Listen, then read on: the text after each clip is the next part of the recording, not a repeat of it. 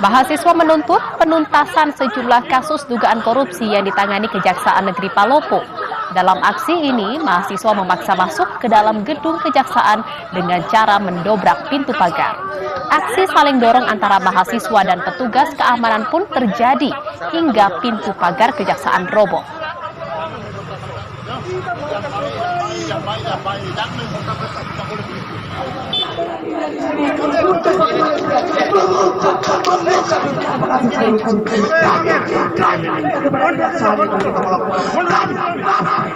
Akibat kejadian saling dorong antara mahasiswa dan petugas keamanan di depan pintu pagar Kejaksaan Negeri Palopo, 2 orang satpam tertimpa pagar pintu kejaksaan.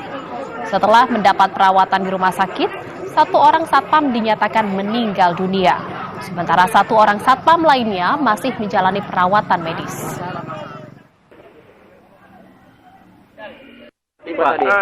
Kita sudah arahkan ke rumah sakit dan istilahnya kita ada info perkembangan kesehatannya, tapi yang jelas kami sudah dapat informasi dari dokter yang merawat salah satu satpam kami atas nama Pak Aziz menjadi korban tertimpa pagar ini dan beliau tadi informasinya meninggal dunia.